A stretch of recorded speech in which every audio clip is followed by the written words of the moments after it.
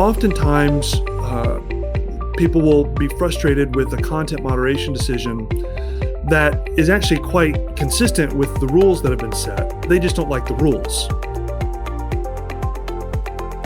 Welcome to Ellysse and Ashley Break the Internet, a series where we're exploring the ins and outs of Section 230, a law that has raised important questions about the nature of civic discourse and online speech.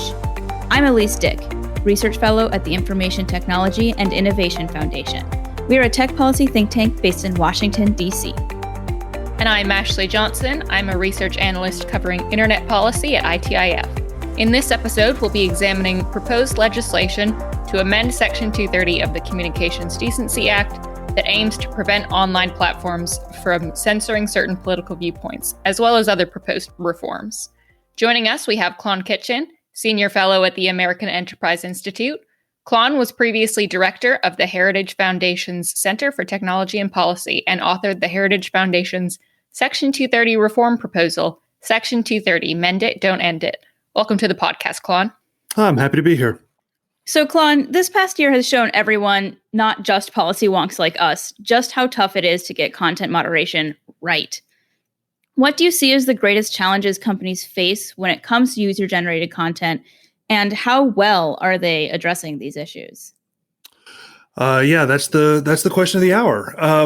I would say not well is the short answer to your question. And there is a pretty big divide in terms of why people think they're not doing well. I don't think this has to be a partisan issue, but if it tends to kind of go down that road sometimes. And I think many on the political left feel as though these platforms, social media platforms particularly, are failing to address a proliferation of hate speech and other incitements to violence and things like that. And so they actually are concerned about a lack of moderation. Whereas many on the political right are concerned about a perception of over content moderation, feeling like their voices are being constrained online, that they're not being able to see the news that they want to see, or they're not being able to share the news or share the opinions that they want to share. And so essentially everybody is pretty frustrated. And these companies on one side have got a hard job, and it's understandable, but on another sense, they've failed to frankly explain themselves well and to appropriately build expectations. And I think that that's what's led us to this point right here. So you bring up the different perceptions of what content is and is not online. And I'm curious whether you think, whether it's intentional or unintentional, do you see that current approaches to content moderation favor certain types of speech or disproportionately amplify certain types of content? Or do you think that's more of a perception on the user side? Well, I think the most important thing to understand when having this conversation is to understand the sheer scale and scope of content that's on these platforms. And, I think every year there's this interesting infographic and it's, every minute of every day. And it's, I think most recently it talked about how on YouTube, for example, there are 500 hours of new video uploaded to YouTube every minute of every day. Right. And that's just one platform. That's not tweets and, everything else. And so just the sheer scale of this problem is sometimes lost in this conversation. So there's a lot. So we're asking these platforms to do a lot. Nevertheless, the concerns that those who on the political right raise about feeling as though they are being marginalized or not allowed to participate in a way that they would want. That's kind of hard because it's wrapped up in a lot of things like the underlying algorithms that are used to kind of streamline content moderation. And on the one hand, the companies say, no, that's crazy. We would never do that because we're not political. We're providing a service for everyone. But then when they talk about themselves, they use kind of morally laden language like right side of history and we're trying to make the world a better place. And then when I think it's inarguable that most of these companies advance a kind of a left of center or liberal worldview about how they view themselves and the world they're trying to create, it's not entirely crazy for people on the right to say, well, okay, we're just going to take you at your word that one, you have this worldview, and two, you intend to use your platform to advance that worldview. And then when we see a content moderation decision taken that feels like it disadvantages us, we're going to interpret it through that lens.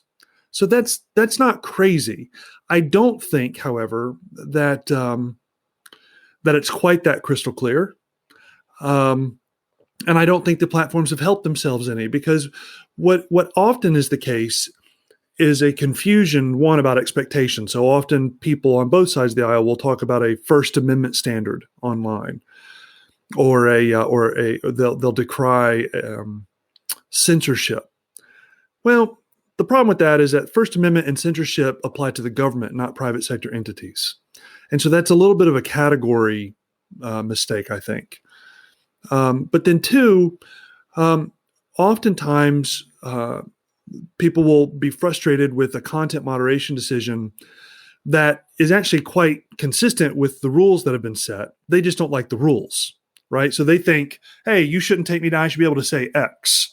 Well, that may or may not be true, but Facebook or whomever has made a decision that you can't say X, and they're actually enforcing the decision quite consistently. But you just think that they shouldn't have that decision to begin with, right? And that's a different thing. That's something that's worth debating, and I don't think users should just kind of take it, I guess. But let's fight the fight that actually is. Okay, so that's the right. On the political left side, it's the same thing, where a platform's made a decision that they're going to allow certain types of conversation, and they think that you shouldn't, and that type of conversation is out of bounds and shouldn't be allowed, and they get frustrated with that, and then they kind of go against the platform and rail on them for adopting the standard that they've adopted. Building off of that point, do you think platforms should be able to define their own parameters of acceptable speech, or should there be limits on their ability to do so? I think they absolutely should be able to set their own standards for speech. They are a private institution. They are offering a platform. They have the right, so long within the law, within the bounds of the law, they should absolutely have the right to determine what content they will and will not allow. And it's important for people to realize that the rules we make for these platforms will bind every platform that's online. So what the American Enterprise Institute can and cannot post online is determined by them. If we change these rules, that affects what AI can do online. Same thing with ITIF or anyone else. And so there's no kind of one set of special rules just for the big tech guys, right? We're talking about the rules that govern online speech, period. So you have advocated in the past for reform to Section 230, but argue that the law itself should remain. There shouldn't be a full repeal. So let's start with the positive. What do you think that Section 230 gets right? Well, I think the original intent of Section 230 was to make the internet a less awful place. It was the idea of incentivizing platforms or online entities to be able to freely take action against some of the worst content that's out there without being, concerned that they're going to be sued into oblivion.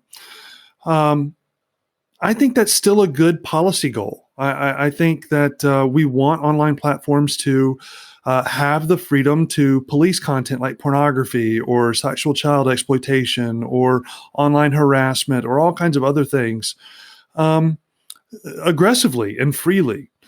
I also think that as a free speech issue and also as a kind of intellectual property issue, they ought to be able to use these platforms the way they see fit. So I think the original intent of Section 230 is still a good policy objective. I think it does have the net benefit of enabling a greater agility when it comes to innovation and things like that. And so I think that gets right, and I think that those benefits are worth trying to preserve if we can. So moving on to reforms, there are quite a few proposed reforms, and your report that you wrote for the Heritage Foundation actually included one such reform.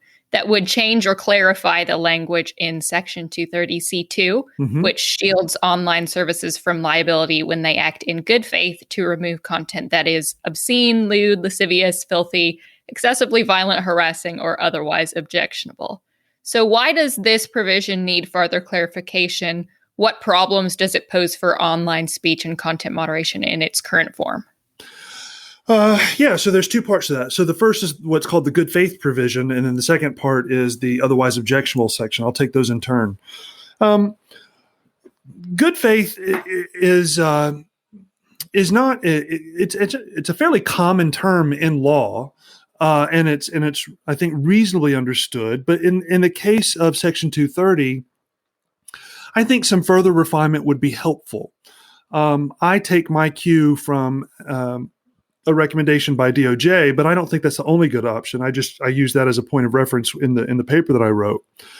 But specifically, the idea of the good faith clause and how we can kind of refine that a little bit more is to make clear that good faith is going to include with that they act with the specific intention of not deliberately disenfranchising any particular group. And so it will fold into it the idea of establish whatever rules you want. That's your freedom. But whatever rules you establish, enforce them fairly. And, look, there's always going to be some nuance here, and there's no kind of silver bullet language that's going to make it all perfect. But I think providing some kind of definitional fortitude to that notion of good faith would be helpful, just because and this goes to the kind of issues on the political right, there are so many concerns about the unfair treatment of speech online or the biased application of these rules. I think that could go a long way. On the otherwise objectionable portion of the language, where you have this list of kind of offensive things that can be removed, then you have this other language tacked on at the bottom called otherwise objectionable, which has subsequently been interpreted by multiple courts to essentially mean whatever, right? Just whatever. And in the one sense, I like it because you want to give a certain level of freedom to these platforms. You don't want to have them completely bound only to the language that's in the text in terms of what actions they can take. But that has been so broadly interpreted that it has allowed things that, frankly, go in the exact opposite direction of the intent of Section 230. So, for example, the protections afforded by Section 230, not only in this provision, but including this provision, have enabled a revenge porn website that is devoted to posting nude images without the consent of those whose images are being posted. It has included a message board that knowingly facilitated illegal activity and then refused to collect information about that activity. It included a website hosting sex trade advertisements whose design and the way they actually set themselves up was specifically intended to prevent the detection of the trafficking, and a whole host of other things. And all of those things were, in part, not exclusively, but in part enabled by this notion of, the freedom that comes with otherwise objectionable. And I think that flies in the face of the intent of the provision, and I think some refinement there would be helpful. So other proposed reforms would aim to prevent bad actors from taking advantage of Section 230's liability shield. Yep. How might Congress change the law to carve out bad actors? And do you think that this would be effective and solve some of the problems that Section 230's critics have with the law? Yeah, I think that could go a long way. So in my paper, I divide this into two parts. First, I say we should actually create what I call a bad Samaritan Carve Out.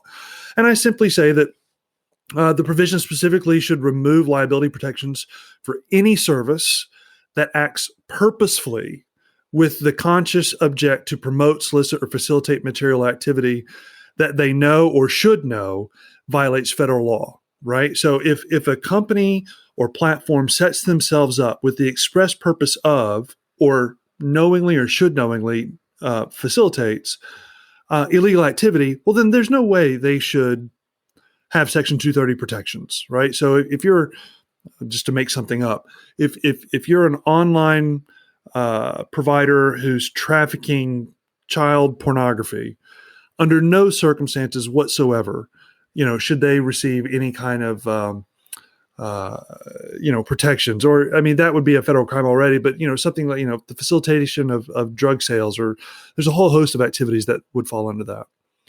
The second part that's related is I actually want to clarify in the statute itself that there would be no effect on any anti-terrorism, child sex abuse, or cyber stalking laws. So as we reform Section 230, I don't want online providers to be in any way concerned about being aggressive against those types of activities on their platform. I want Facebook, I want YouTube, I want Twitter, and all the others to continue being very aggressive and rooting out and getting rid of any terrorism-related content, child sex abuse content, cyber stalking content. And I think that provision should just be made very clear in the law so as to enable that type of activity. So, sort of jumping off of that, there are a lot of proposed reforms, and particularly bills that have been introduced in Congress that carve out certain types of activity or content from Section 230. So that it's the liability shield in Section 230 would no longer apply in the case of that type of content. What do you think of these kinds of proposals? And, is this the right approach, or is it not the right approach? Well, so oftentimes it depends on the specific carve out. So like what I just talked about, I mean, I've given you 2 carve outs there most recently, and I obviously think that those are good ideas. But I think that they're good ideas in part because I think they go to the core of the intent of Section 230, right? I think they're kind of bound and rooted in the original intent of the legislation. To the degree that other carve-outs are being offered and are similarly tied to the intent, I'm very happy to engage those and think about them and that kind of thing. However, there is a tendency, and this may be getting more at what you were talking about. There is a tendency to view Section 230 as the end-all, be-all, silver bullet, we're going to fix the internet. And I think that is a mistake. I don't think the provision is that. And I think that if we go kind of trouncing through the Section 230 garden without thinking about where we're walking and what we're doing, we're going to create a lot more problems than we're actually going to fix. And so I think, again, Section 230, the benefits of 230 are worth trying to preserve if we can. But I think part of that preservation effort is going to involve limiting what we're doing, trying to keep it nice and tight, trying to do what we think is necessary to get the provision back to its original intent and to deliberately narrow its scope, not broaden it. And then onto a different type of reform that you have touched on in your work. What about proposed sunset provisions for Section 230? What would be the potential benefits of this? And would there be any potential risks, such as for new entrants into the market, like startups with business models that rely on third-party content? Yeah. So I do. I do propose a sunset provision. It's the provision I hold the most loosely of the ones that I offered, because it comes with some trade-offs. I offered a 7-year sunset because I thought that was the kind of Goldilocks point where it's long enough to where it provides a level of stability that people can plan against, companies can plan against and presume. But it's frequent enough to where, frankly, you kind of keep the pressure on the companies not to grow complacent, not to begin presuming on these things and getting a little lax in terms of the way they go about the content moderation and other decisions that would affect this. I'm not wedded to it. I think it's a good idea, in part because of the way technology evolves. So when this was originally written in 1996, man, the internet was a fundamentally different thing. And so one of the challenges we found is that trying to have modern policy conversations about 230, we're really shoehorning a lot of things into it that just don't fit into the language very well. I imagine that is going to continue to be the case going forward. So if we have a regular sunset every 7 years, that's a pretty good generational evolution time frame for the internet. And so yes, there's some efficiency trade-offs there, But if the net result is one where we have a provision like 230 that is routinely updated to match the internet of that we have, I think there may be some good, benefits to that. And then finally, on the topic of proposed reforms, are there any other reforms that I haven't touched on that you think Congress should consider or that you don't think are going in the right direction? Well, the one big one that I have made, I don't know that many others have made, is I do not think that Section 230 protections should be made contingent on what they call exceptional access, or frankly, any other kind of law enforcement cooperation. So there have been a number of legislative proposals that would do just that, that would take Section 230 and require online platforms to be more aggressive in their cooperation with law enforcement or with the intelligence community if they were to receive Section 230 protections. I think that confuses the issue. When we talk about exceptional access, we're talking specifically about providing law enforcement with exceptional access to encrypted devices or data. It's not necessarily backdoors, but that's kind of the shorthand that's often used, kind of law enforcement backdoors to data. I think that issue is just fundamentally different and separate from what's going on in 230. Similarly, people often use Section 230 and antitrust in the same breath. They're related but completely different. And I don't think that those two things should be dealt from a legislative or policy standpoint, in the same way or at the same time even. So just keeping those distinctions, I think, is pretty important, and is not always the case when that conversation's happening. The final thing I'll say that I think really goes to the heart of a lot of the issues that from a politics standpoint with 230 is we do need to clarify the line between acceptable editing and normal editing and labeling and becoming a publisher, because the whole presupposition on 230 is that these online platforms, they're not publishers, and therefore they shouldn't be held accountable for the kind of specific content. But there are a number of common practices like labeling and delisting and context commentaries and things like that are not technically understood as content editing, but clearly affect how content is accessed or understood or shared. And so I think if we're going to update Section 230, we should address that issue and draw a clearer line on those practices and what does and does not violate the editorial preconditions of 230 protections. So for our final question that we ask all of our guests, we want to know what your verdict is on Section 230. Should we keep it, amend it, or repeal it? Well, I'm very clear on this. I think we should mend it. I think that there are some on the political left who want to use 230 as a type of social experimentation. There are some on the right who want to use Section 230 as a way of kind of political score settling. And I think in the middle are most Americans who just want to get online and not be manipulated or abused. And I don't think that's too much to ask. I think 230 is a great way for us to find that middle ground. And I think it's worth protecting if we can. And so my preferred political outcome is to mend it, not end it. Excellent. Thank you so much for joining us, Klon. If you want to hear more from Klon, you can follow him on Twitter at Klon Kitchen. That's it for this episode. If you liked it, then please be sure to rate us and tell friends and colleagues to subscribe. You can find the show notes and sign up for our weekly email newsletter on our website, itif.org. Be sure to follow us on Twitter, Facebook, and LinkedIn too at ITIFDC.